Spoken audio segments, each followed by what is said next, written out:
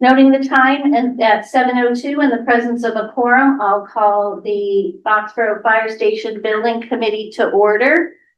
We have the full committee here in the room. Have we let everybody in to the meeting? I believe so, yes. Okay.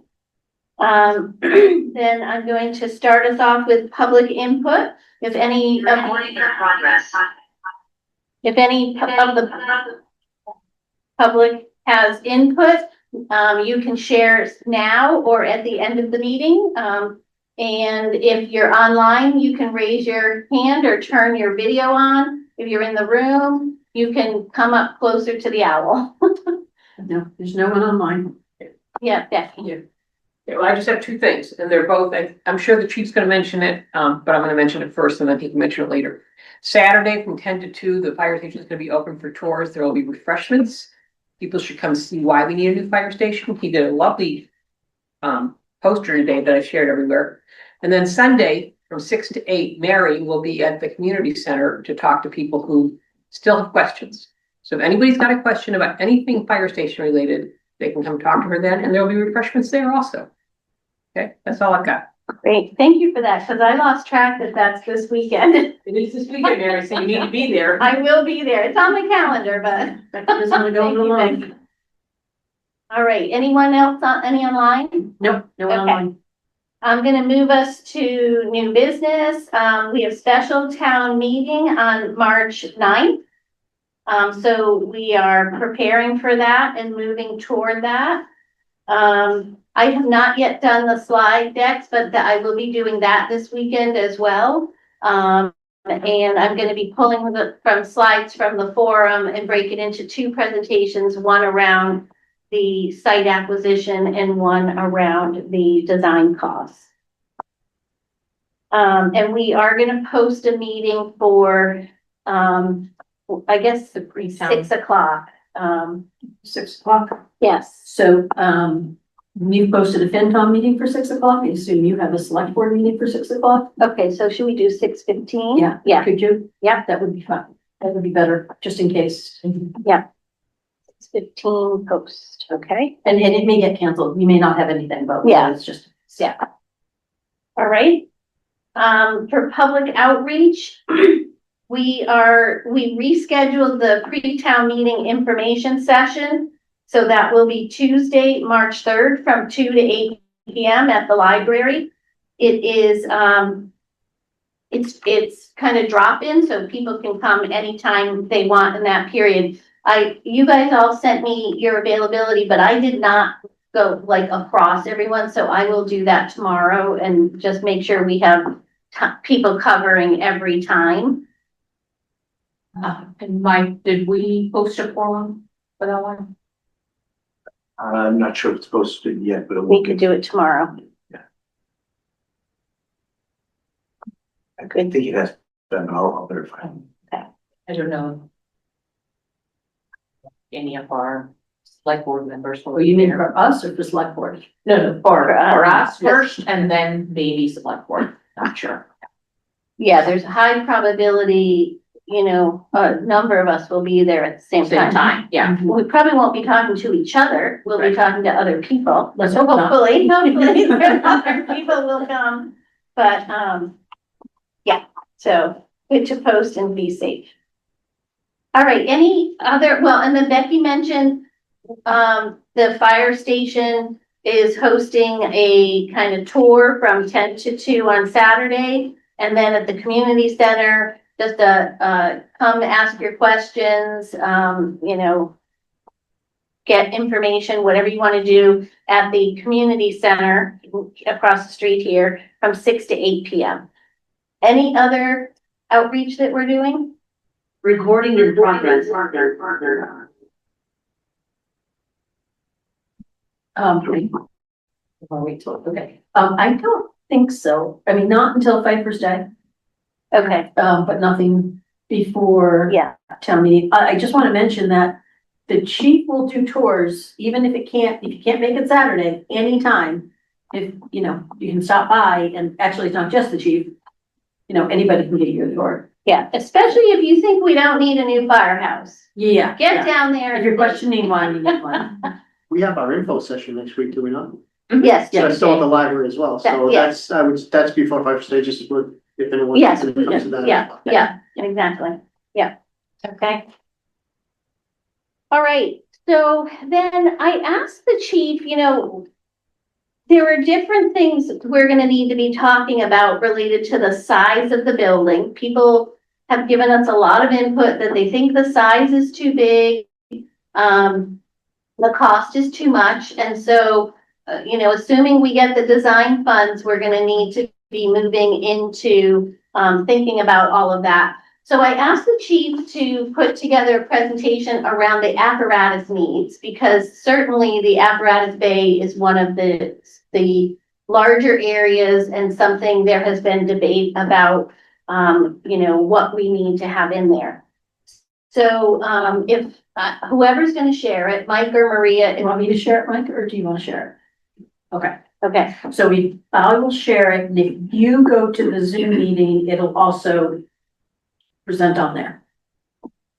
Mike, Okay, I'll go to the Zoom meeting, but I gotta get rid of the echo thing, that's why I jumped out of the Zoom. I see, okay. turn if you just Go in mute with it. no audio.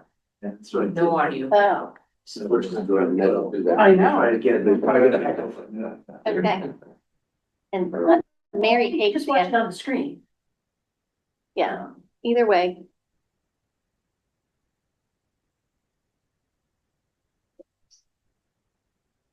Hold on, I gotta admit you, sorry. I'm watching you on the screen, trying to figure out why you're not meeting that. Recording in progress. And your speaker's off.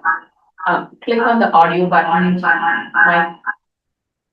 Right On on the that, arrow. and the arrow, look, where it says audio. You're nice, you just sit next to him. He's got, Turn your speakers off on your they computer. are on, speakers on the computer off and on his Zoom. Okay, so this is, you have So to just get up. Yeah, Just get that's up. fine, we can just watch it on there. Yeah. Because otherwise you need to go into settings. You've No, got no, no. some other speaker thing going The on. problem is, Mike, Yeah.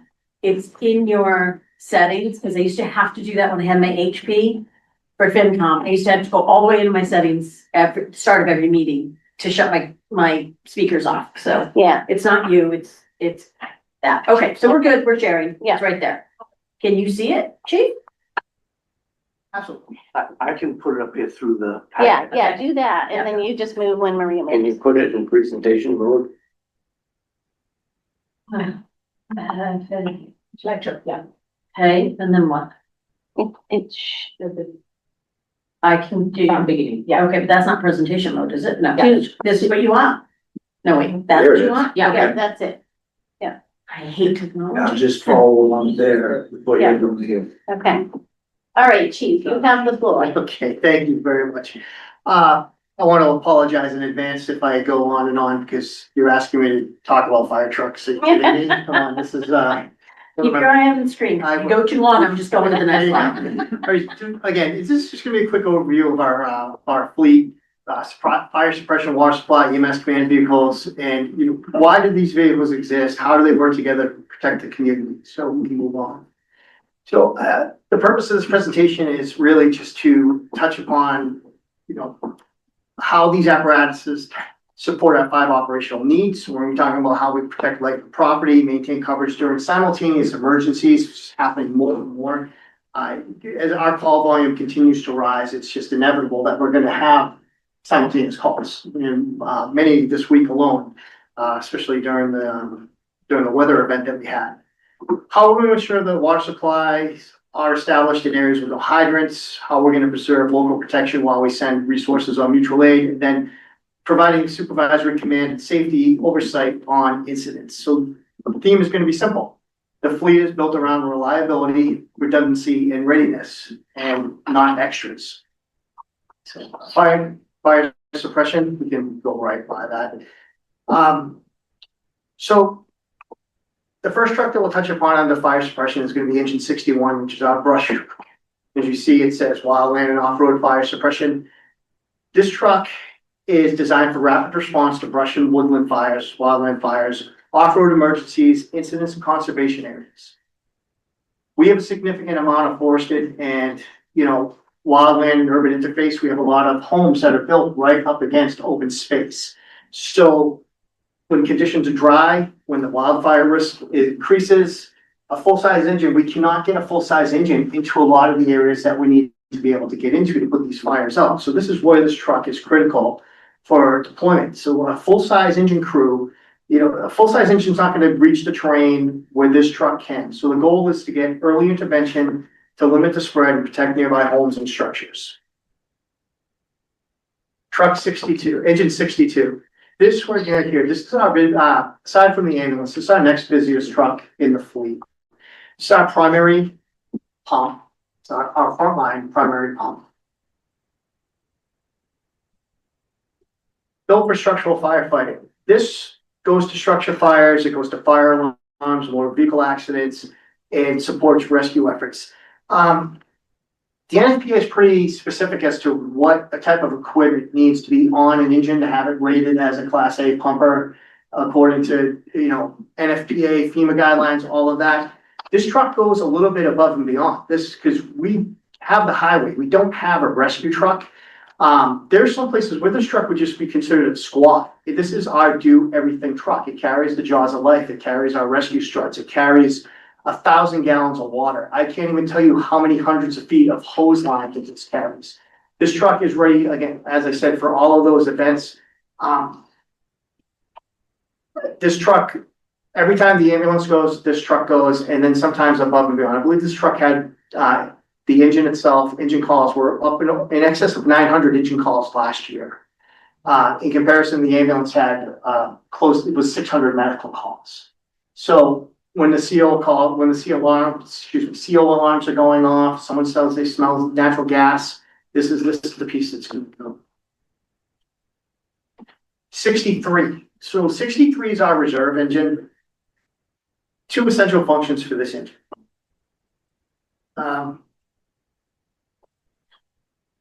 Continuity and reliability. 62 is always running. This is a working piece of equipment. It is bound to break. We're bound to have mechanical problems. Same with 64 when I speak of that. The way that these trucks work in conjunction, especially during a fire, it's critical that we have two pumps. And if one is down, we're in big trouble. We cannot always rely on mutual aid. Mutual aid is not coming guaranteed, and not coming from the closest communities guaranteed. Because just as much as we're busy all the time, these other communities are equally, if not more busy than we are. And sometimes the mutual aid is coming from that much further, which is going to significantly impact the way that we're going to operate on a fire scene. So to have these pieces available, to have it for our call people to come in, for our per diems, for our full-timers that would come back on call back, we need to have a reserve engine. And again, it's not just for when we have mechanical issues, it's also for when we have large events where we need multiple pieces of apparatus and the tools and the equipment on scene. We can move on to the 64. It's a secondary pumper, water supply, incident support. Again, two essential functions for this as well. We're going to be able to support simultaneous large-scale incidents. We've had incidents where we've had the engines up on the highway at an accident. People have come back in for callback, and then we have the simultaneous medical. So the crews have the engine where they're able to go. Same equipment as the primary piece. Go to that medical, help the people. Fortunately, sometimes, we're waiting for a mutual aid ambulance, but we're able to handle those simultaneous calls. Also, when we do have a fire, this is where this truck is critical towards. We don't have hydrants anywhere. I know that we've kind of beat that up, and it's hopefully people are starting to understand that we're very limited in the amount of hydrants that we have in town. It's just to the west side, and they're new. So when we have fire, 62 is going to the house, 62 is going to the fire. 64 is not going to the fire. 64 is going to go find that water source. It's going to go find the cistern. It's going to go find the fire pond, and it's going to establish a water supply. They're going to hook up to it. They're going to create a draft. They're going to start drawing that water somewhere between 1,000 to 2,000 gallons per minute through the hard suction hose into the engine. And then they're going to be able to prepare to either supply hose lines back to 62, so 62 never runs out of water, or they're going to fill the tankers. And then the tankers are going to drive to the fire scene, dump their water in a tank.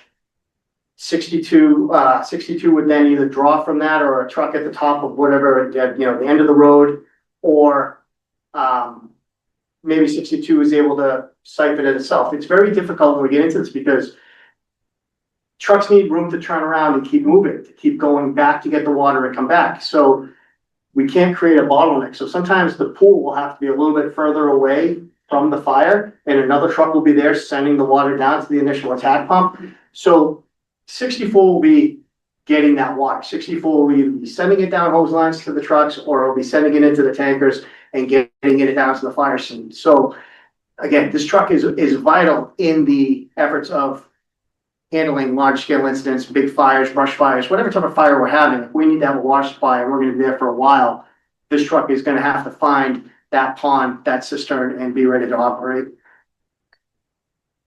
This is just a little bit about, I've already touched upon this somewhat, about drafting and starting the operation using the hard suction. All our trucks are rated for 1,500 gallons per minute. So. Next slide. Go ahead. You can go ahead right to the next thing. Just a few pictures of what this entails.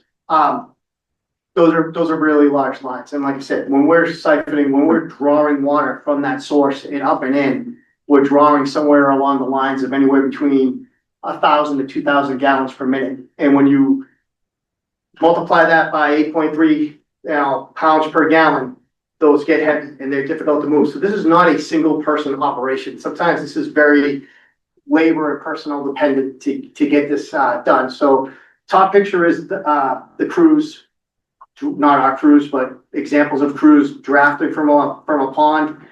The bottom to the right, that's a picture, that's what a dry hydrant would look like. The piping is coming up, hopefully at street level, down in the ground and off into the pond so that we can just draw from there. Somewhat a little bit easier. Sometimes that's a pond, sometimes that's a cistern. Go right over. It's just an example of people trying to move those lines. It's super heavy and it can be difficult to get them situated in the perfect way, because if we get them too close to the bottom, we're in big trouble, because as much as it's pulling water, it's pulling everything else. And we do have strainers on it. These strainers, they're not super fine. So the trucks have a tendency, they can draw in grass, they can draw in mud, they can draw in, it gets caught up and it clogs the pump. And then it's trying to get all that water out of that hose, get it all apart, clean it out quick, reconnect it quick, trying to get that draft quick so that we're not interrupting the water supply. If we lose water, we're in big trouble.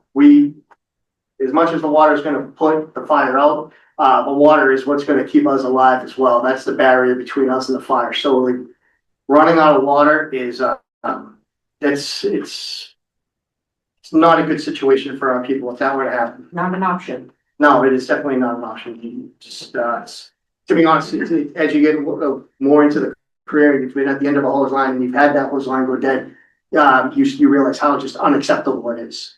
If you've seen people come out of, coming out of a fire fairly hot, I mean, heated, you're coming out and you're looking for that person who ran out of the water. They're putting your life on the line. So yeah, just to reinforce this, engine 64 is vital for our water supply. That secondary pump is just to be able to handle simultaneous calls, to be able to establish that water supply, to make sure that our people are not running out of water, that we have a high volume of water that we need to put some of these fires out. We need to have that pump and we need to have it in the bay ready to go. We'll move on to some of our water supply apparatus. Again, no hydrants. So tanker 67, that truck has 3,000 gallons of water. There are no hydrants on the highway. Zero hydrants. There are no fire ponds. There are no cisterns on the highway. Just a few months ago, we had a tractor trailer truck on fire up on the highway, and we need to rely on the tankers. We have to have the 1,000 gallons that's in the engine, but then we also need the tanker to come up and sort of nurse that truck to make sure that it doesn't run out of water and that we can keep fighting that fire. And if we're dealing with fires that are heavy fire load, hazardous materials, things of that nature, like we cannot not have water. So 67, until that water supply is established by 64, 67 is a huge part of our operation. It's a big part of our team. We need to rely on that truck getting there, giving us that water to make sure we haven't run out, while we're relying on usually callback firefighters to come get 64. So we are not staffed in a way that we can get that truck to the scene immediately. So we're relying on the callback firefighters, which sometimes can be upwards of 15, 20, sometimes 25, 30 minutes before they get back to get that truck, get to the water supply, establish it. So we're doing everything we can to make sure that we don't run out of water by having 67 on scene and supplying us. And then with the droughts, I know we've spoke about it before, and the risk of the wildland fires and the drought conditions that we've been in. 67 has been called on multiple times now for task forces to go out of town. And it's not just for major brush fires. I know that we've had the brush fire last Easter where 67 was utilized over in Acton. And then we had over the summer, we had another pretty significant weekend event in Littleton where, again, no hydrants nearby, and we had to send 67 over to Littleton for almost the entire weekend of shoveling water for them so they could put a fire on. The issue is that when that 3,000 gallons of water is in Littleton, it is not in Boxborough. Mhm. And that's a big problem for us. Not having that 3,000 gallons available is an issue. So prior to my arrival, the town in its wisdom went to the town meeting and they approved, and we can move on to the next one, a second tanker. This is huge for us. With the amount of times that the tanker does go out of town, that it does go help other communities, it is really important that we maintain that 3,000 gallons of water in town ready for us. If we are in drought conditions, if we're in wildfire conditions, just because someone else is having one doesn't mean that we're not going to. When those conditions are the way they are, these fires can pop up anytime, any place, that we need to maintain our readiness. So the hose wagon, which used to be hose wagon 65, that is going away. That hose it's nice to have the hose, but the tankers have that amount of hose on it. They have roughly 1,000 feet of hose on them now. Both of them will. The engines have 1,000 feet of 4-inch hose on them, 1,000 gallons per minute per 4-inch hose. So we can supply this, we can put the supply lines out with the apparatus we have where we shouldn't have to rely on the hose truck any longer, where it's more important that we just have that 3,000 gallons of water on the ready for us to use in the event that we have that type of event. Yes, Larry. So 67 and 65 are similar. Yes, They hold 3,000 gallons. Do they stay full? You keep them full? we do. We do. And you said that they put out 1,000 gallons a minute? No, so the pumps on the truck are rated for 1,500 gallons per minute. So as long as we have that supply of water going into the truck, we can, with our hose lines, and there's so much hydraulics involved with this, with friction loss and length of hose and,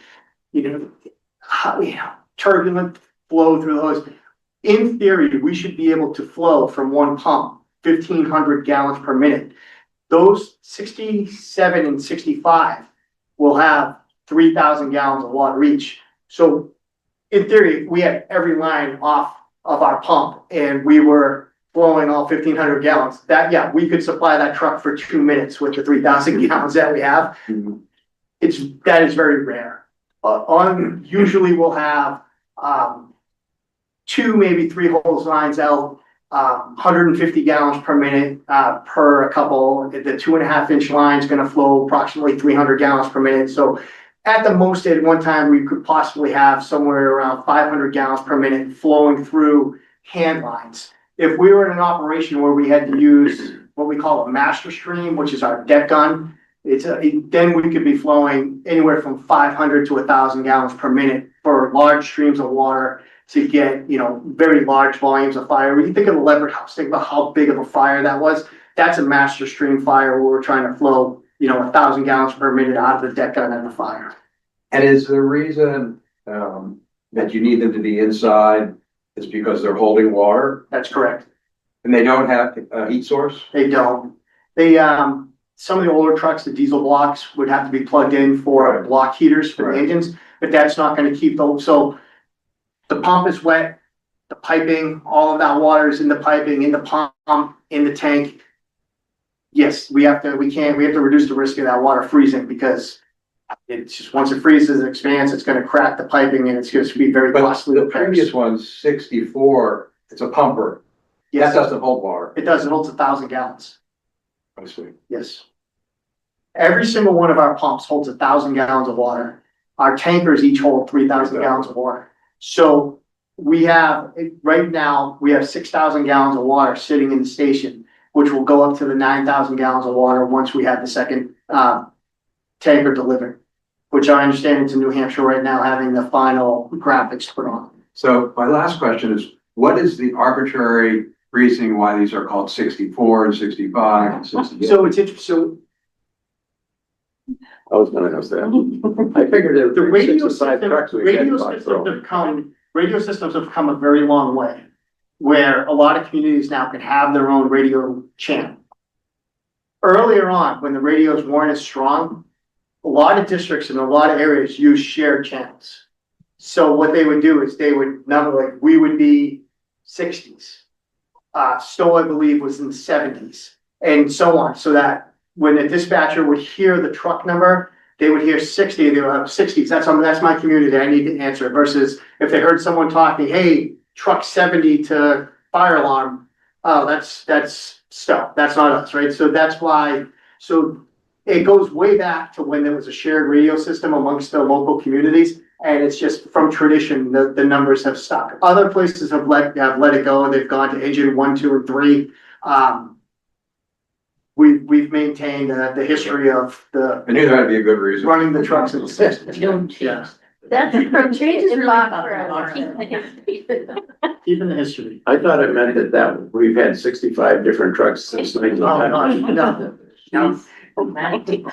We can move on. I understand why we have the second tanker. And then we're soon, we have the one, and hopefully by July,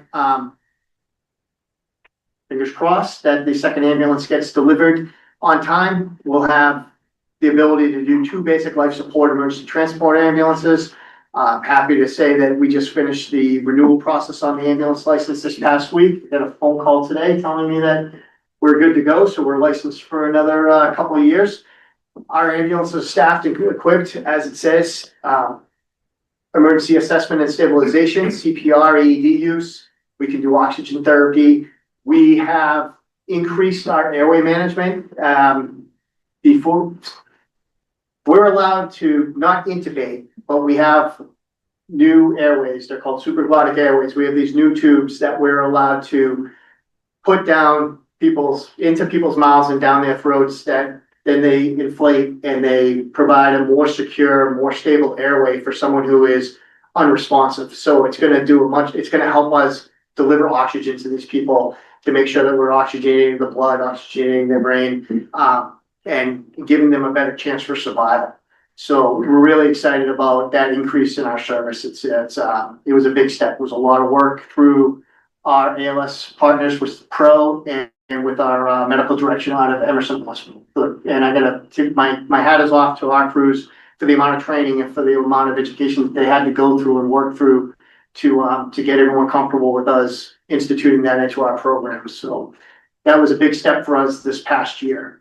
We're also equipped for bleeding control and trauma care, and then safe patient transport to the hospital, which is the key, right? That's we're not getting you to the hospital, we're not doing our job. Yeah. So absolutely need to be able to do that safe.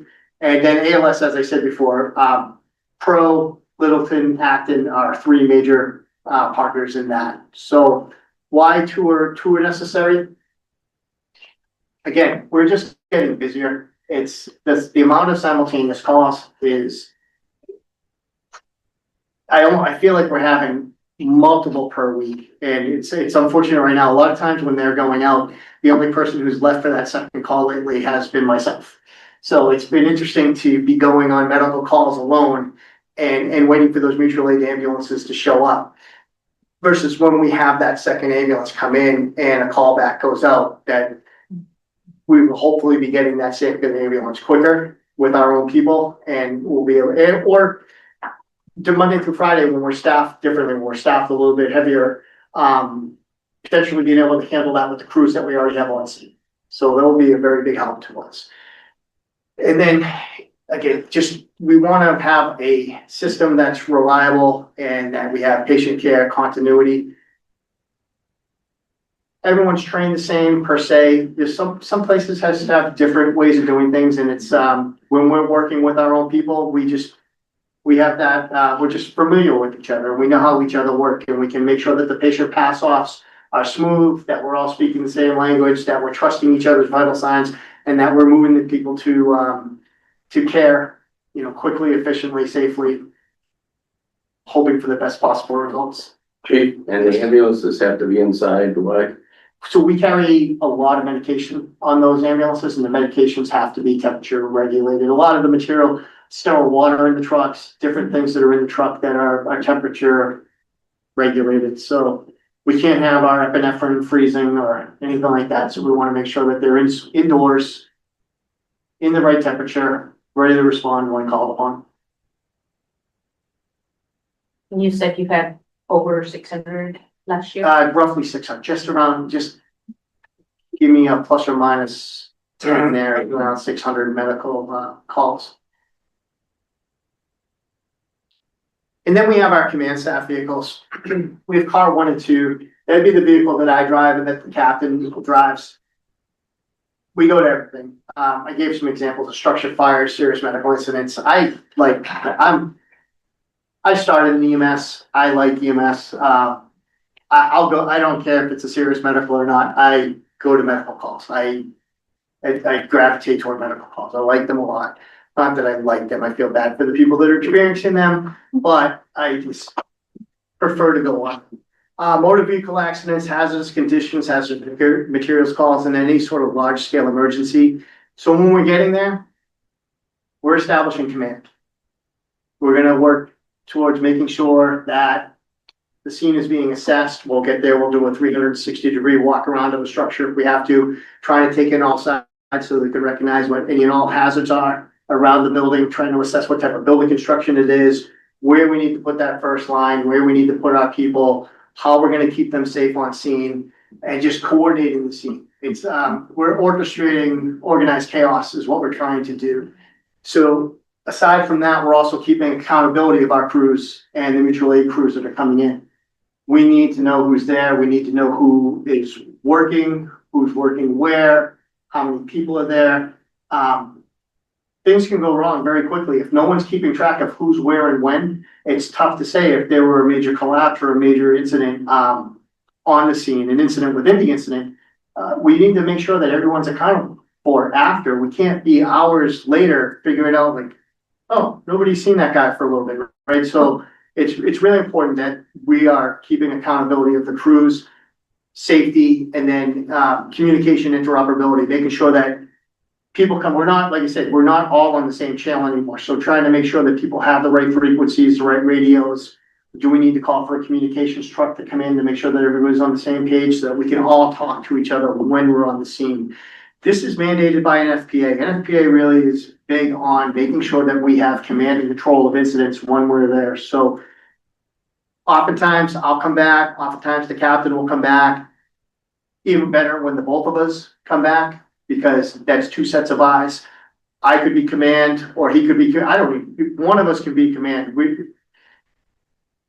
Everyone brings something different to the table. Everyone has different experiences, right? So just because you're commanding, the chief, Captain Gray may have more experience in that type of call where I would say to him, well, listen, you've done this, you be command and I'll be your operations chief and you run it and you call for the resources you need, or we could switch roles. So it's collaboration. And then car 3. So we haven't always had a car 3. Car 3 is going to be new. We don't have a chief, we don't have a officer in charge on every shift. The goal is to make sure that the officers that we do have, once the vehicle is made available, are bringing this back, and that they're, rotating and they're told if something's going on. I'm not, as much as I would like to be available 24/7, 365, I just can't be, and neither can Captain Gray, as much as we would like to be. So we're going to need someone to fill that gap. If we are both available and that person has the vehicle and they can come back, all the better if we could have one more person, because now we have an incident commander, an operations section chief, and then we have a dedicated safety officer, and we can maintain that level of command and control that we need to when we're on the scene. So that is the purpose of car 3. And car three is strictly to try to get more supervisory staff back to major emergencies when we have them. And this, I'll just quickly go over how we all kind of work together. I think hit from it just as kind of recap. So 62 will be the initial fire attack in a rescue truck. 64 is going to go to a drafting and fire pond. 67 usually travels when we have the personnel. 67 is going to travel with 62, and it's going to be that initial water supply. Then 64 will establish it. 65 will be available, can stay in town, and it's available if needed during a major emergency, or it's here if 67 is on mutual aid or vice versa. The ambulance is our medical support at BLS level. Car 1 and 2 will be incident command. Car 3 can be our safety officer or additional supervisory role. And then 63, if we're in the middle of a call, we don't need any more pieces, but we have people back at the station, we can staff 63 with those personnel. And just because we have a fire going on doesn't mean that someone across town is not going to have another medical emergency. So we can staff 63 and we can have them available to respond to the next call if need be. Again, it goes back to what we're trying to accomplish. We would like to have continuous fire protection, a sustained water supply in all areas of town. It is difficult. Establishing these supplies through the ponds and cisterns is quite the feat. A reliable BLS emergency transport system, appropriate supervisory oversight, and then just maintain local protection even during, regional mutual aid. When we send a piece out, we want to make sure that we still have what we need here in town to handle Montrose emergencies. And every single one of these vehicles, they do serve a purpose. I know people think that we're flooded with vehicles, but when you see a major emergency, when you see one of our emergencies going down and you see how we put these to work and how people come back and get them and we organize the scene, it makes a lot more sense. And now it's a little, talking about it doesn't really do it its full justice. But and together with all of them, like our major priorities, life safety, property protection, system reliability, operational safety, and then community resilience. If there's any questions, I don't know if you want to, public, well, not just us, but if you wanted to open the public questions as well, I'll answer anybody. Yeah, absolutely. I'm gonna stop sharing this. Yeah, stop sharing. Thank you, Mary. Anybody? I would ask the question that, I'm not asking it, but I think somebody from the community is gonna ask. Which of these vehicles can you get rid of? Because what I'm just continuing to hear is this simple response. It's just too expensive. And so we have to have good responses. We have to have not good responses. They have to be real responses. And so when you get that question, I mean, is that like, do I cut off my right arm or my left arm? That's really what Is there nothing? it's really what it comes down to for me is, if we're gonna handicap ourselves, what's the best way to handicap ourselves? Then would I rather, you're right, would I rather lose an arm or a leg? Yeah. I'm not sure. I like walking. But yeah, it's difficult. I really don't know how we can do what we do, be prepared for what we're prepared for, and have one of these pieces of the puzzle taken away. It just really losing one of these pieces would leave us incomplete. And can I just build on that? Are there any that you do not need to park in the apparatus bay? Could they park outside and year round? The major pieces of apparatus, the ambulances, the water supply, the attack pumps, those need to be indoors. The command vehicles, as we've talked about before, we've talked about, the law enforcement refers to it as a sally port. A covered area could do for those, because when something comes in, I really don't have a lot of time to go out and try to scrape the ice or get all the snow off the vehicle to respond with my crews. Or when they're already on a call, which has happened a few times this week during the snow, running outside and trying to clear my car off because I'm the only person available in town to go to these calls. It does slow me down a little bit. So if any were to be left outside, I would say the command vehicles could be, but in a way that they are still protected from the elements. They might not necessarily need the constant heat, because we're not carrying the medications in the vehicle, or we don't have the water in the vehicle. But again, having to get the elements off the vehicle is sort of a detriment to response. So I've heard the same thing, but actually I've heard so you're building a station so you can fill it with new trucks, which we're not doing. Right. So to be clear, we're filling it with the trucks we have. Right. And I have to say that was a great presentation. I don't think that the people who are asking the questions about what we can get rid of and just eliminate Bay have a clear understanding of firefighting in a town with no water, right? Because we have 6,000 gallons of water. Is that what you said in the? 9,000. Well, right, currently 6, so Right, we but will we'll have have that, 9. we will have that. You know, and it's sort of like the question we had on Capital Saturday about the AEDs. When someone said, well, how often do we use those? Who cares? Like if we use it once and save one life, right? And so that's kind of how I feel like with this equipment. I know that people are asking that question, but I think this is a great presentation. This needs to go on the website. That one slide that you had with all the apparatus, Yes, was terrific. the one that showed what everything did. Everything. Yes, And I've been doing this for 16 years and I've heard chiefs talk, but this is the first time I've actually had a graphic. Oh, here's what they all do and how they interact and why they all need to be indoors. I'm like, oh, it makes sense. Right. So thank you for that great Oh. presentation. One of the things that drives it obviously is we can't control the standards that are being put in place when it comes to distance from the garage doors, distance between the trucks, egress pathways between the trucks.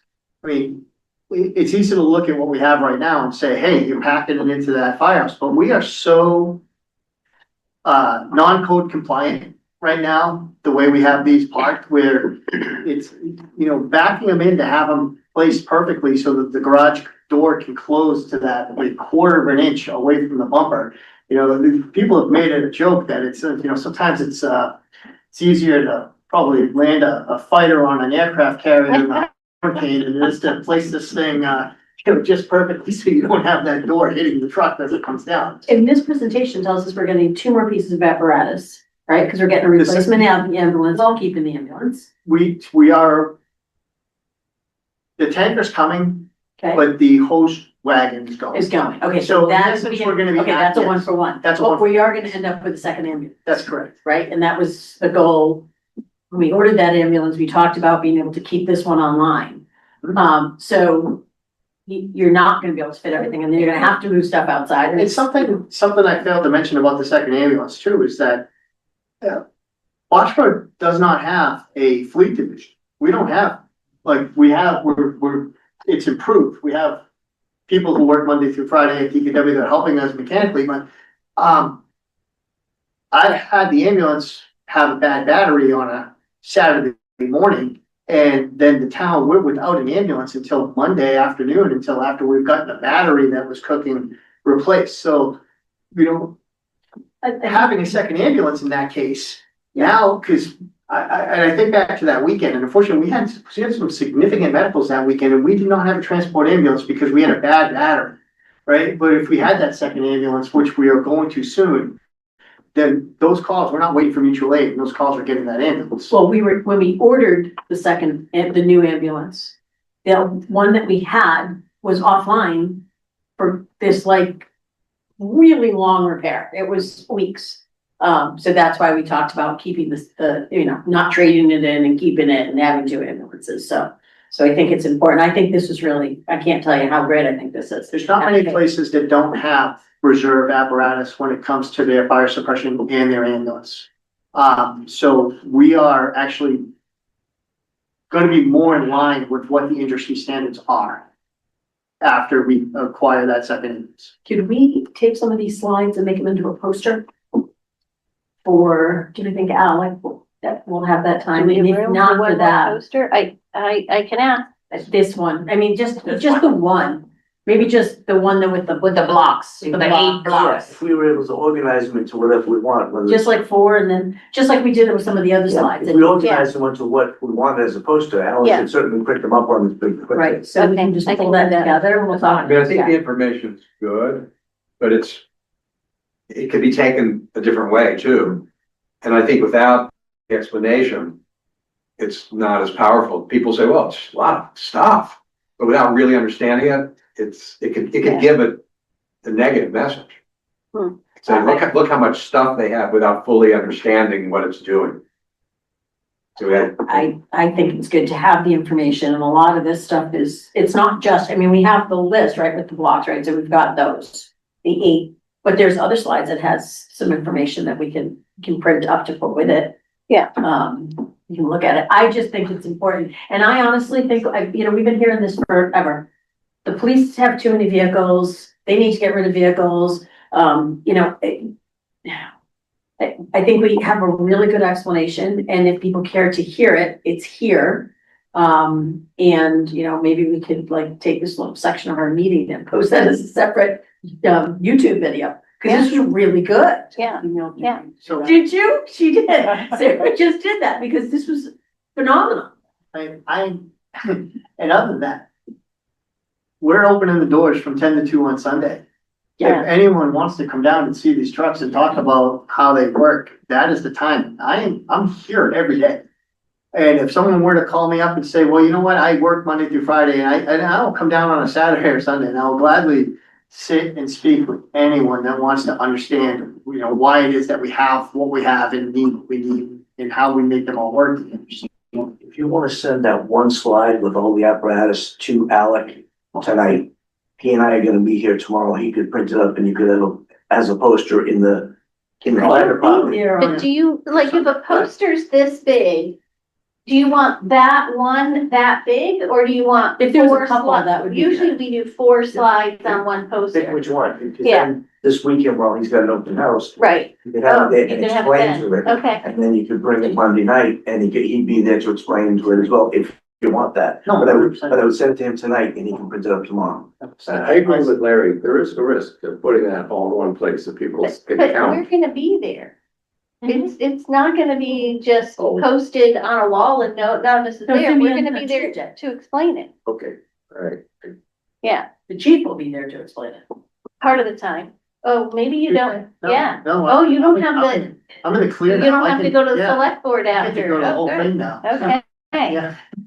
We had to leave early last time because we were coming back to this. Yeah. Yeah. Right. So now we have. Thank goodness for that snowstorm. Any other questions about this?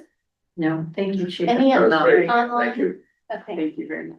Oh, Mary, thank you I'm glad you thought of this, and thank you for asking me to, and I appreciate all the help on working on it, thank you so much. Yep. I made it look pretty. All the content's his, but I made it look I pretty. had it just in plain black and white, white background with, I was actually really impressed. I was like, wow, look at the graphics. Should have known it was you. because it's- As I was going through the slides here, I'm looking up the numbers, I'm like 38 slides, so I was pleasantly surprised that the rest of those slides are the minutes for later in the meeting. Yeah. It's like, it's only went like 24. Honestly, I'm like 38, I, really? chief, well, when I made my notes and I was printing it, I'm looking at this like, cause I can go through this really quick. When I was looking at my notes and I saw that there was that many slaps. Oh, yeah. That's why I yeah. wanted to apologize. Yeah. It's been going on for a while. I actually want to ask you to explain one more thing to us, because, I don't think, I lose track of time, but I think since we met last, we did a presentation at the Enclave. And it was really well attended. There were Yes. over 26 people there. The Yes Group, Becky organized it, had food. It was a very nice atmosphere, lots of great questions. People seemed really engaged. But there was one question I heard a gentleman ask you after, and it looked like it was an aha moment for him. And I want to ask you about this to say it so others hear it.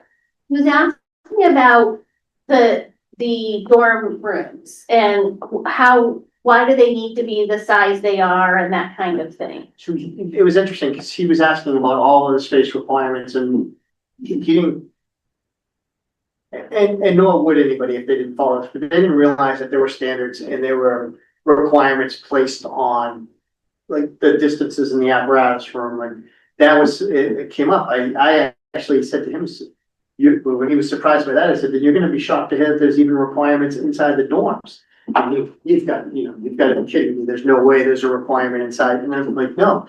So if we're in a dorm, I need to have per NFPA, I think it's NFPA 1581, 60 square feet of space around. So that if we were to make a double dorm, we're next to each other. That 60, that circle around, your circle around you, those circles cannot intersect, or otherwise we are outside of the standard. And they put that together, strictly they understand the things that we go to and the types of calls that we go to, the medical calls, and it's really to reduce the spread of infectious disease. That we shouldn't be breathing and spreading the same air to each other. If I come in with the sniffles, I shouldn't be coughing and sneezing all night and potentially making you sick, or depending on what one of us was exposed to on a call. So 1581 establishes a 60 square foot circumference around each bunk in the dorm, if you will, so that, again, it gives the chance to reduce the spread of any sort of infectious disease. And that for him, so to preface it a little bit. Yeah. He was come on, we don't need one that big. In the beginning, he's like, why does it need to be so big? Why can't we make it 10,000 square feet and then add on to it? At which point, I think a couple of us said, okay, this has taken 13 years. We cannot add on. But he was definitely not in favor of the size. But I felt like when he had talked to you, that conversation was, he was understanding. He said that we should lead. He said, why don't you lead with that? He said, he said, especially after COVID, where people understand, we've just all lived through, a major biological event, right? So, everyone understands stopping the spread, the risk of infectious disease, the reason for separation and distances, and he said, that made sense. And he actually said that to me. He said, you should lead with that. That helps people understand it because of what everyone just went through. So it was a good point. And I will say, there are documents that have this, but they're like 150 pages long, they're dense. So I think part of our work in the design phase is going to be pulling out those requirements and making it real clear public information. So that they know when things are required to be a certain distance, a certain size, a certain this. Our goal, I think, is going to be to design as efficiently as we can within those requirements. Well, everything that's been done so far has been based on code requirements and function requirements. It's Right. not like this is an aesthetic project that Right. you're adding, experiential spaces to it. It's all function and code. But people don't understand that because we have, 8,000 square feet and we want to go to 20. That's, And they just can't the baseline is not a good comparison. Right, but they forget that it's 60 years in the making, like all the requirements that have happened in all those years. And, one of the other things we talked about was the change in the apparatus that roll out of the factory a certain way, a certain length, a certain width. Right. And The standard, exactly. We have to And pay more. we pay more now to have smaller to fit in the space we have. And in the future, we won't have to pay I think more. to add to that, we're designing and building this for another 50 years. Yes. I have to say, we made all those points at the enclave, and the people in the room, with that one exception, but then when he had the private conversation with Chief and really understood more of it, they're like, oh, there's a lot of kind of moments about the size in that room. Yeah. Right? That's how I felt. I think so, yeah. Yeah, and they all thanked us for the information because they better understood, what we need, why we need the space and. That's why we've been frustrated not getting that many people to come to our forums face to face. And the thing is, so let's be honest, they were abutters at 72. And so, I actually met one of the women in Idlewild the week before, and I said, oh, I'm gonna be, at the enclave. And she's like, why are you coming? I thought that this was all settled. And I said, it is, we just, want to talk about just sort of the meeting. She's like, okay, it's not coming back to 72. But so that was the draw, right? The people were coming to the room to confirm that we were gonna be on 72. But when they got there, they were very open-minded and they listened and they understood the programming So they got very quickly, no, we're gonna be up the street, that's where we wanna be. If it Willing to all pay a passes. premium to go up there, if you all come to town meeting, yeah. But then they also they listened to the rest of it, and I think it was eye-opening for a lot of them. I don't know how to get that crew back, because without the threat of a fire station going next to your house. I don't know. I'm just saying it's Yeah. frustrating for us. It is Yeah. frustrating. It's frustrating because, you know, Larry said tonight, he talked to somebody who doesn't know anything other than it's expensive, Right. you know, Right. and I hear that from a lot of people, and it, you know. they try And everything. it will be expensive, but hopefully we'll get to the design and bid phase and we can see what the real cost is. And hopefully we can design, you know, something as, like I said, as cost effective as possible. So, Alan's been trying to I want jump to say, in. like, to your point about, you know, when we're talking about the programming and it's pretty simple, like and that was the theme that I tried to say about the fleet, when I said that it's built around reliability, redundancy, and readiness, not extras. And it's like, how do we promote that theme, and how do we make that sort of our message when we're talking about the program and the station, that this is built around the needs, not the, like, when I talk about the fleet, I can sit there and say, like, every single one of those trucks is a working truck. I'm not talking about parade pieces, you know, and just showing them off, that these have serving a purpose, and they're out there day in and day out serving that purpose. And how do we promote that theme when we're talking about, like, in the, you know, in the near future, when we're talking about the programming and design that comes up, how do we? Well, I think proactively, that's the message we have to Right. start with.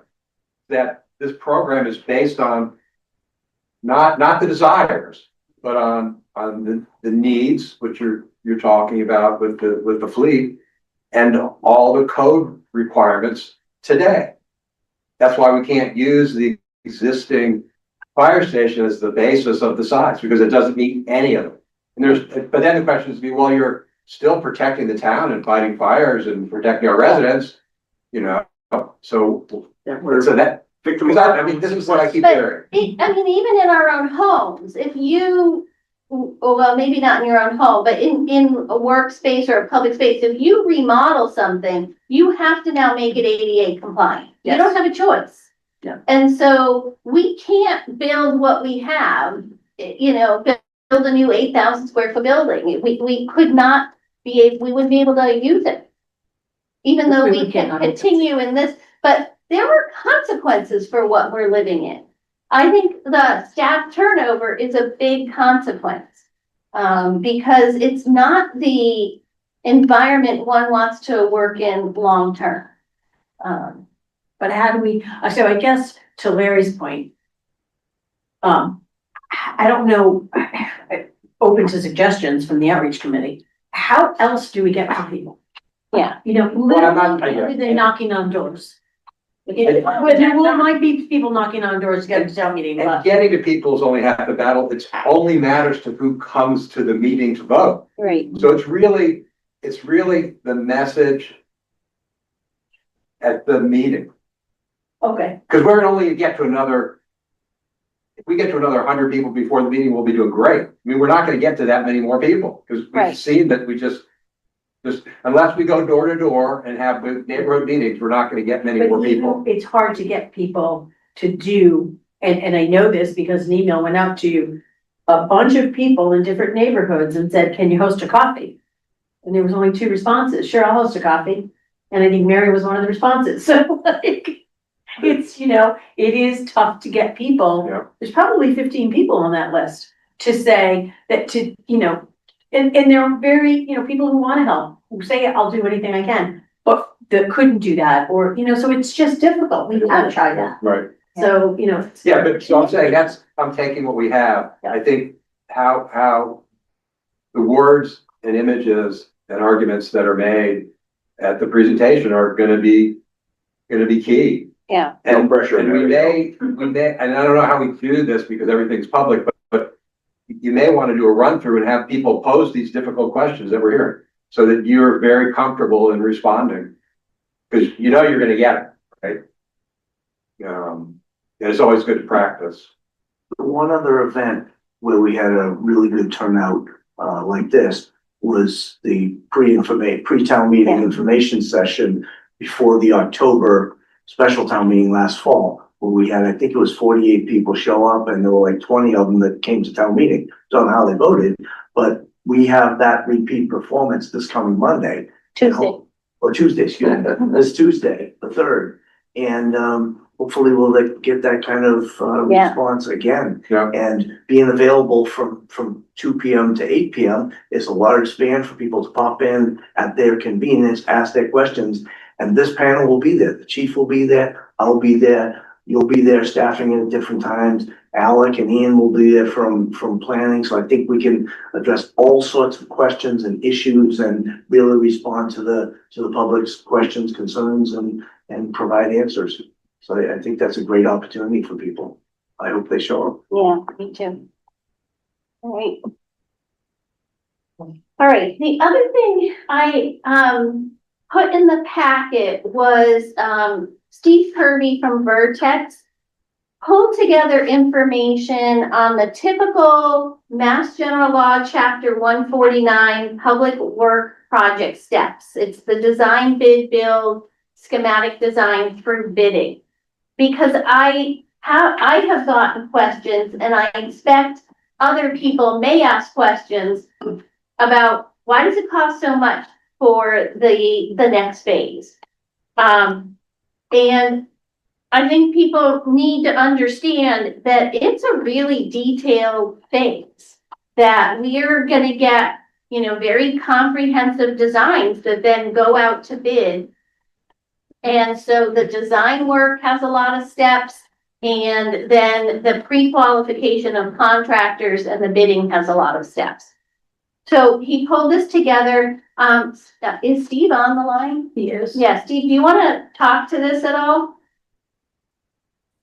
He's trying to unmute. Judy, can you make him a co-host, please?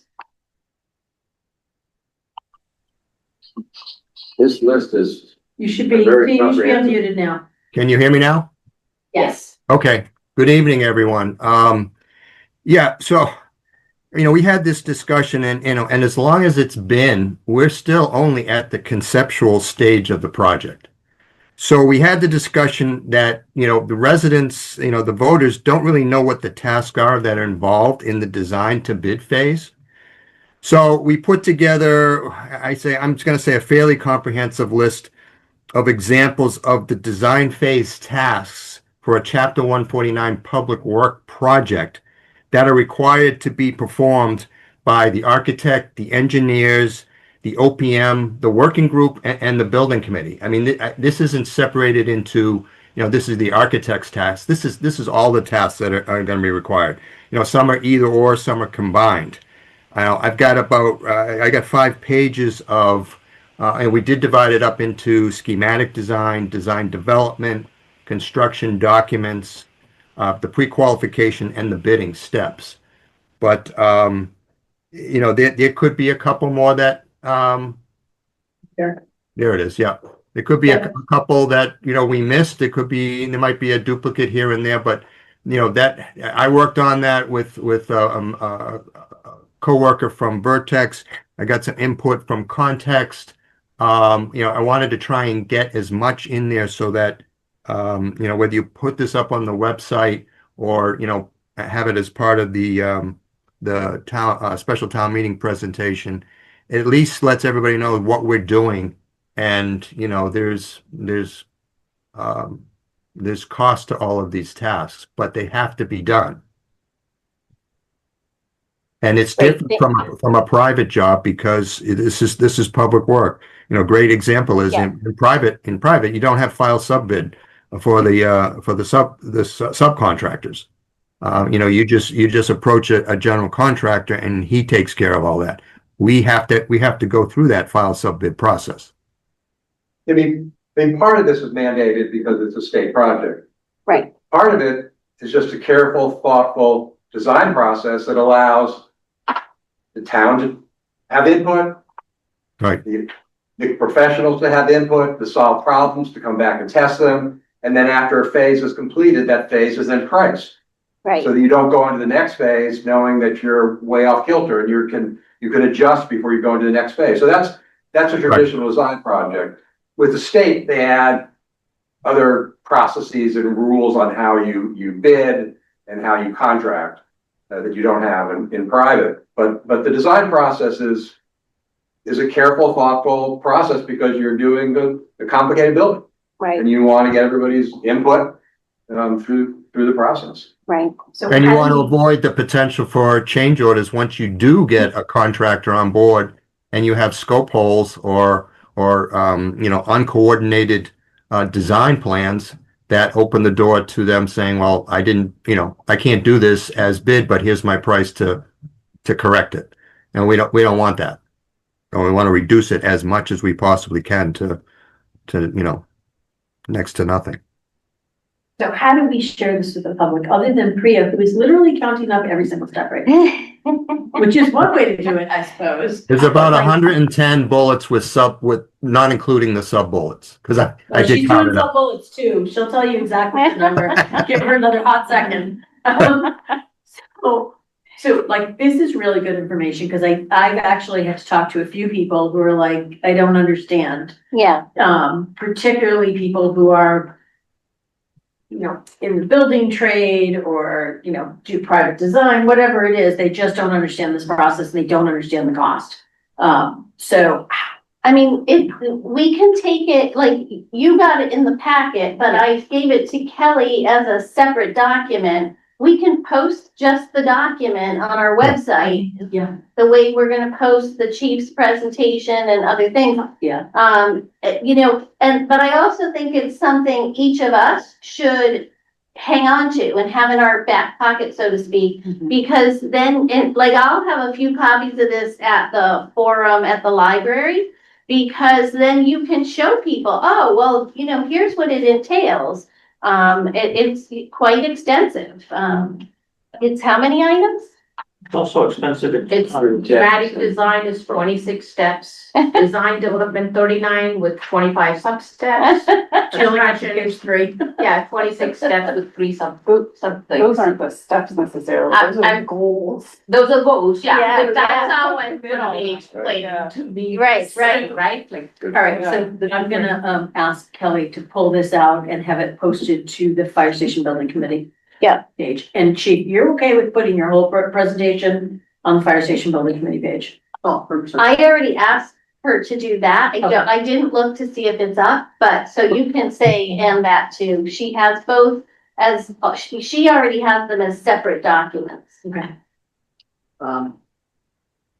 Just, do you want my outline for the slides? I mean, I have no problem providing my outline notes. Oh, yeah, we can, yeah, because send it to me. I can combine the PDF and then it can go there with For his notes for the presentation.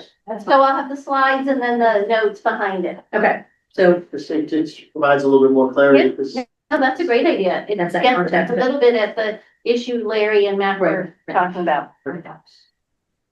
One of the, and I know we've done this before also, but one of the other things that I remember hearing, I think it was at the October pre-town meeting info session, somebody was like, we told them how much it was approximately gonna cost for design.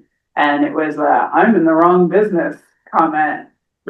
And I think it's also important for everyone to know the amount of consultants that have to Yes. be on board in order for this to happen, and that it's not that we're taking that design piece and giving it to like one person to do all this work. Right. It's multiple different people, and then it's coordinating all of that information into a design Right, set. and it's the architect, it's the OPM, it's the engineers, yeah, Yeah. all the different, right, Many right, engineers. Yes. exactly, Help build this building. exactly. All right, thank you, Steve. I think this is, I know it was a bit time consuming, but it's really valuable for us. Okay, you're welcome. Any questions, let me know. Okay.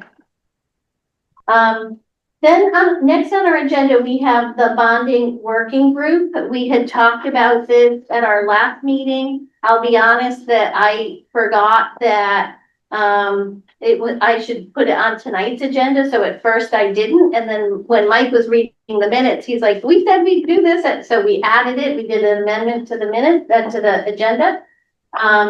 And so, I know, Maria, you've talked to the FinCom about this, so I'd love to hear. So I talked to FinCom, there's at least 2 members who are interested in being on the committee.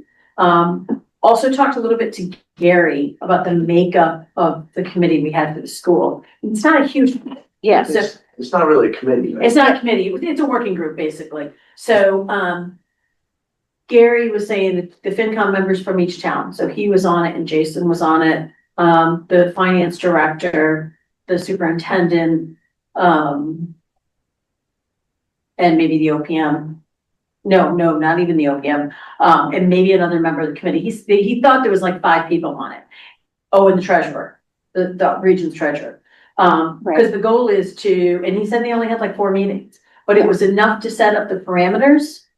And start watching the bond market and understand as we get closer, and we won't really be able to do a lot until we have, some numbers. What the cost is gonna look like, and then start watching the market. They were able to do that so that we were able to pull the trigger on the bond within a week of bond approval because the rate was so low. And that ended up saving, did you tell me $3 $3 million? Plus, because, you got all that money, they put it into an account and they were able to get a little money from that as well. You can't make money on the bonds, right? That's not legal. But you can make interest, a slight investment profit. So FinCom thinks that's a great idea. Good. Suggested 2 of them, the treasurer, town administrator, finance director, right? It's a little bit different at the region because the finance director is there every day, where the treasurer doesn't have a desk at, in central office, right? It used to be Tess Summer. She would come in and do stuff. So it was a little different in that respect. So that's fine, finance director. Quite frankly, I suggested, and I don't think the select board needs to be on it because there was no one from the select board. I did suggest that maybe, I talked to Mary, maybe we want to do a citizen and have that citizen be Gary, because he's got a lot of experience with the bond market around, the That's a good idea. construction. I think that's like huge. Did you say that to him at all? I think I said that out loud in a meeting Interested? and he just chuckled. So. Good, a chuckle's a good Yeah. reaction. So he didn't say, oh, no, I don't think so. He just sort of, so, and then the only question was, do you want somebody from the fire station building committee also to be on that committee? Or that working group, to report back. I feel like there should be one fire station building committee member to report back, but also if there's information we know we have that we can provide them so they're not spinning their wheels. You would not be the representative? I could be. I didn't want to assume that. We would not have, even with 2 members of the finance committee, we would not have a quorum, because our quorums are 4. So I could be that representative, but I don't want to make those assumptions. And I'm going to be really honest with you, when it comes to the bond stuff, Tony and Gary and John Connor, who is likely to be the members, are way smarter than I am about that. That is like, I know my limitations. Yeah, that's I fair. understand finance, but the bond market stuff, maybe I'll learn something. But I'm happy to represent and then be able to do an exchange of information. Okay. So if you guys are comfortable with that. Does anyone else want to serve on that working group? You may not know a lot, but you know more than us. Yeah. Yeah. So we'd be thrilled for you to do that. Yeah. So we just want to keep an eye out when we think it's the right time. I Yeah. agree it's down the road a bit, so, yeah. Yeah, so we'll do maybe some organization after town meeting. Yeah. You didn't keep it under the quorum of the FinCom though, Yeah, because you talked about, It'll be under the 3. board of FinCom, yeah. There'll be 3 of us. We have enough, our quorum's 4. So there'll be 3 of us. If for some reason we lose somebody, I'll just step off and then they can send me emails. Like, I don't feel, especially if it's only 3 or 4 meetings. If for whatever reason I can't go because of quorum issue, then I'll just, yeah, and if it is a long-term issue, one of us can step in, so that's Right. fine. And That's we're great. hoping we don't lose anybody. We could use some members of FinCom. Okay, good. Mary, can I ask one thing? Please. Ask Maria a question. When you said that the timing of the bond was such that you pulled the trigger and you saved $3 million Mhm. of $100 million, right? Yeah, Yeah. It's not like we're gonna save. no, we're not gonna No, say no, $3 No, I million. think I'm saying it's the percentage of the. Well, it was profit. 100, because Because we got, like, a third of it was paid by the state. So it was about 700 No, I mean, Total project cost. total project cost was 116 million. right, total 16 project million. costs were 114 million. Right. But we didn't bond all of that because the state paid a third of it. Okay. So we bonded 67. 60 or, 67. oh, You said 600. okay, I 600 did million. my math I was wrong. like, oh my Yeah. God. Yeah, I just had the decimal place. Are you sure you don't want me on it? Let me tell you, can I just say, I'm impressed you did that, right, so we bonded the 67 million, so it was saving the interest on the 67 million. Yeah. Which was 3 million because of the dollar Right, amount. right. not 30 million. Right. That's Now, right. That was, Right. that was post-COVID. No, that was No, during it was COVID. It was COVID. It was high Which COVID. is, right, so we all knew that the rates were going to go down, right? Yeah, So we're not gonna get that And you lucky. happen to hit the market well. we hit the market beautifully. Right. For We both, like- for interest rates, and people were hungry for jobs where you could be outdoors, not Right. near each other. And the bids came in. Yeah. We were able to save money on the whole project. I mean, that was, the timing, COVID sucked, but the timing for Yeah. the building project was great for us. So anyway, I'm happy, and I'll report back. I don't foresee us, unless Mike thinks, like, us even meeting for a little bit. Yeah. We'll have it on our radar. Yeah, it's a ways out. It's a ways out. Maybe daytime meetings. I'm flexible. Yeah, cause you have enough town I think so. employees that they're gonna want it daytime. Yeah, I Yeah. think so too, because I think Gary can do daytime and But John. it can be, Zoom, you can do remote meetings, and you won't have to post them or anything like that. Right. So. We're talking a year. Well, we're talking like, we'd like to probably, assuming this gets passed and we start getting into design, I think we need to have a meeting before everyone goes away for the summer. Just to kind of get the group together to say, okay, this is what we're looking to do. Talk to Gary a little bit, figure out really what they did. He was in the room. And then September, and then, it really depends on when the numbers start coming in. Right. But yes, it's not, Yes. and it's not a heavy lift. Like for meetings, he really said he thinks it was 4 or 5 at top. Yeah. So.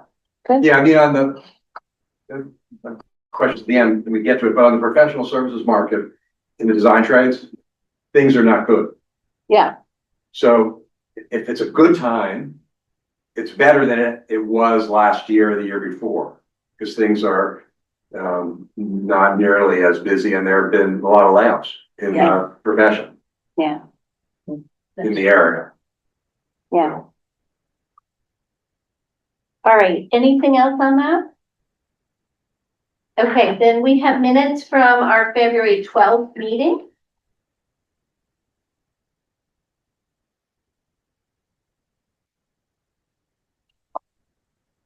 Any I don't need to show. edit or concern? No, I don't think so. None? Okay. Can I have a motion? I make a motion that we accept the minutes as presented. Really? Second.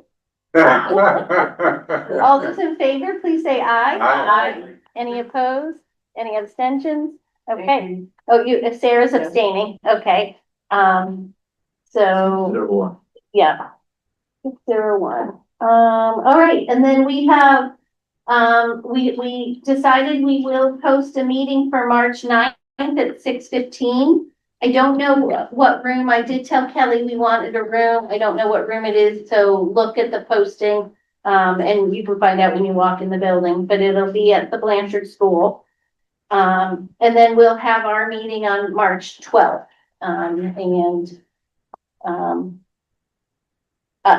I actually will ask, do we want to have a meeting on March 12th, or do we want to take that off? Because we won't know final things till the election the following week. Wouldn't that depend on what happens on March 9th? I don't know. No, maybe it's still going. No, because it's not till the following Tuesday. Oh. Well, no matter what, we have the election. We Yeah. talked about that. Yeah. And so there's the a special town meeting on the 9th, the polls at March 17th. And so the question is, do we want to meet between those two? We can. So I think we should keep it posted because, and then Yeah. what if something fails on Tuesday? We should meet just to have a conversation and say, okay, we're gonna have the election. Yeah. Where do we go from here? If it passes, then maybe we don't need to meet on that. Then I'll keep it and then we We can can always always. cancel it. Okay, Um, okay, and then we'll meet again on the 26th, right? yes, Because we don't have anything posted for the 19th, correct? correct. Because that wouldn't be our normal schedule, right? Yes. So it'll be the 26th. And if it doesn't pass at the, polls, which is gonna pass, this whole thing's gonna pass, we have to be positive. Just not usually my personality. I'm trying hard. We'll have that conversation on the 26th because there's nothing we can do about it or before that, okay. Okay. Yes, so then we'll also meet March 26th. Okay. Any other updates people want to share? I have some questions. Okay, One of the things that we haven't talked about, we sort of kicked it to the select board, is the residual value of the existing fire station. And does that want to in any way be tied to our pitch to the town? Because there is residual value to leaving the fire station. And I'm wondering if the select board wants to just conceptually address it. Because, for example, I feel like we should keep the real estate. At some point, we're gonna want to expand the police station. It's land across from the school on Main Drag. It's parking. valuable, but what do you do with it for 5 years or 10 years? And could it be reused, repurposed, and have a cash flow that might help offset the cost of this new fire station? It's not gonna be money that can be earmarked, I don't think, but it's money that can come into the town's coffers. Would it be a town? I don't know, I'm asking the question, but I think it's only positive, and we're talking about cost, and this may help to offset cost. So if the select board could come up with some response, I'm thinking, it's money that could come into the town. I just don't know, given the condition. Well, there's lots of ways it can be released. It could be a 5 or 10 year lease and someone puts their own money into it because they're gonna have it for 5 or 10 years and it doesn't cost the town anything. So there's lots of ways, but it could instantly be a car garage, with some improvements. I mean, it's not a condemned structure. It definitely has value. It's a big idea. We're talking about how expensive something's gonna be. Is there any way to offset it? Right, And it's not something that we're charged to do. right. It doesn't sit with us. It would sit with the select board. Right. My guess is you haven't talked about this yet. So I don't think there would be answers for March 9th, but it would be good to have answers as we move through the design process. Because people are asking, are we gonna knock it down? What's the cost of that? That kind of thing. What are we gonna do with it? So, yeah, especially if all of this passes on March 9th and March 17th, the select board really should move into a process of what are we gonna do with that? We had a brief discussion about it and we said like we first need to get through the special town meeting and the vote. Because before that, we're not gonna even discuss about it. I Yeah. think we need to wait for that to see if those two pass and then we will definitely be addressing that. In lieu, Larry, of not making money there, it's possible that we don't have to spend any money to tear it down. So it could be a neutral thing. As people are asking, are we gonna have to add on a couple $100,000 to the town to tear it down? Well, maybe hopefully we don't have to do that.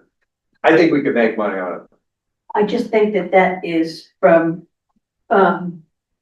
conversations from when I was on the select board, that we had complete change in policy and we're not landlords. So we just gotta be careful when we say we can make money on it. If we rent it to a private person, right? Let's say I rent it because I want to do car work there.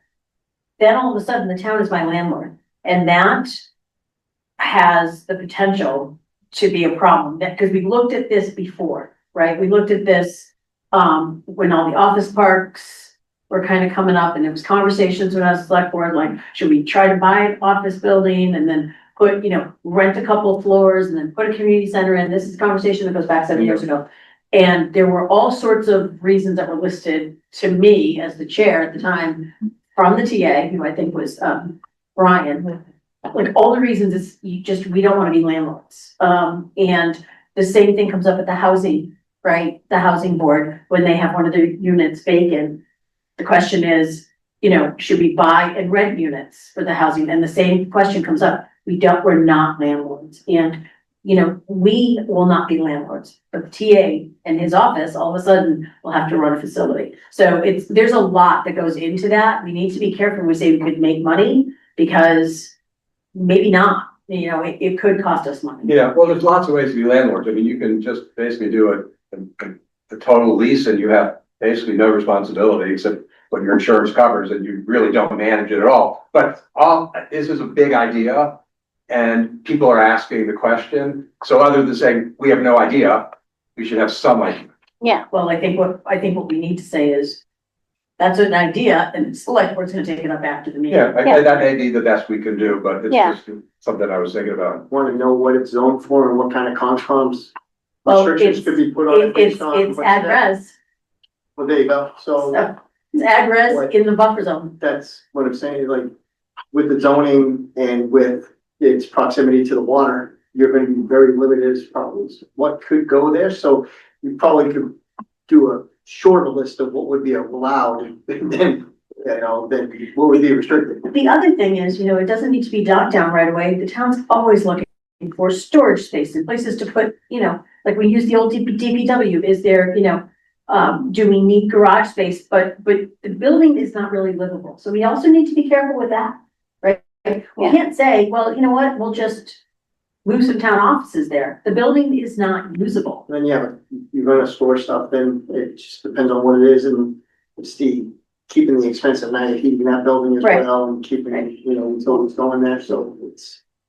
For Yeah, sure. just trying to There's a lot that could go yeah, into it. it's a good question. I think the select board will need to take that up. And so, yeah. Another question is really a follow-up on what you sent out earlier. And the recommendation to rebid professional services. Are we gonna talk about that anymore now, or is that something that we'll deal with at a later date? Because that's all, it's a very timely. Yeah. And, it takes work to do. Can the process start? Because it's Yes, that process can be started in parallel. And has been started, oh, it has been started, okay, yes. okay. So we've asked Steve to put together, because this is extra services that is not in Vertex Yeah. contract, Yeah. to put together a contract amendment proposal that would come to us. If we get it in time, we could look at it at the March 9th meeting or the March 12th meeting, which is a reason to keep the March 12th meeting, so that we could get something out on the streets as fast as possible. Because this is gonna have a multiple month impact. Yeah, well, that's why I'm bringing it up, is that Yeah, we may be celebrating, but we can't do anything. right, Because it really is months of Right. time, it's work for the committee, right. It's work for everybody. it's gonna cost us money. Yeah, and then there's a whole sort of, if we have to make a change, it's a whole ramp up. Right, I exactly. mean, maybe we don't have to make a change, and that would be better. Yeah, Yeah. So I'll help in any way, thank you. help that process. Good. And then lastly, were we successful in getting anything from Context for a graphic site plan? Oh, no, because a couple things happened at the same time. So, they said that it would have a cost to it. And I, thought about, is it worth investing the cost? I thought about people criticizing us for spending money on something like that. I'll be honest. Where's real wood somewhere? I'm feeling pretty favorable about town meeting. And so I think that I don't think it's necessary to convince people. The other thing I was very afraid of is, you know, this community is really hard to work with. If we put out a picture and then it doesn't look like the picture in the future, all the backlash we would get from that. And so with all of those reasons, plus this need to rebid, I was like, you know what, I said, no. I agree with you, Mary. Yeah. And the problem is if we put out a picture, not even does it not look like that, they're gonna start with, well, why is there 2 floors? Why don't we do 1 floor? You could save money on stairs. And then it becomes this whole, Right. a lot of noise that Right. we, I don't think we need, because I Yeah. agree with you. I don't necessarily think we need that much noise. Yeah. Yeah. Yeah. There'll be enough commenting when we get through design. For sure. Yeah. If we get to design. We're gonna get to design, Larry, you're gonna have to be a little more positive. Because I'm gonna need you to be a little more positive. It's not easy for me, but I'm trying really hard to be positive about it. Yeah. I mean, we need to get people there, but yeah. All right, any other questions? Okay. Any other public input at this time? Folks online could raise their hand or turn their camera on. No one online has got their hand raised, no one in the room? One person in the room, no? Well, Oh, yeah. 185 people signed up for rave. Woo, So, there you get go. out there, we need, Okay. get on the website, town's website. This would have been the storm would have been a great opportunity to receive information as to what was going on, so. So I was on rave, or did you send out information during the storm? Yeah. Well, I didn't wanna. Okay, no, that's okay, I didn't wanna bother the 170. That's okay. No, we didn't have anything, Okay. we didn't have anything pressing at the time, but had that moved a little bit west, we would have, Yeah, that's we fine. were in discussions at EOC level trying. But when you said that, I was like, oh my God, did I do it? I didn't get any. 185 people, there's 5,000 people in town, so I just want to urge everyone to go on the town's website and sign up for your emergency notifications. How do we get in the that event word that out, something chief? happens. Well, I'm trying right now. How about like, oh, you're gonna be there on Monday. He's gonna be there here Tuesday. talking about it All right. and coach people on how to get on there if they have Okay, questions. all right. So- And town meeting, we can make an announcement. I'm sure the town moderator would. And I'll bring my laptop to town meeting as well. There you We have go. to try to sign someone up there. We'll. But just be I ready to actually answer was thinking questions. that. Could you have firefighters in back, because they always sit in back? Maybe have a laptop and help people? They maybe actually ask them to have a little table and people can come to you? Bring the laptop over and. Yeah. So maybe we can have Dennis make a commercial while they're counting votes. Yeah. And We could do that too, right? Whatever it takes, but just, again, the more people that are in, the more Yeah. information they'll have, so it's just, information's power, sign up, Yeah, thank you. great, thank you.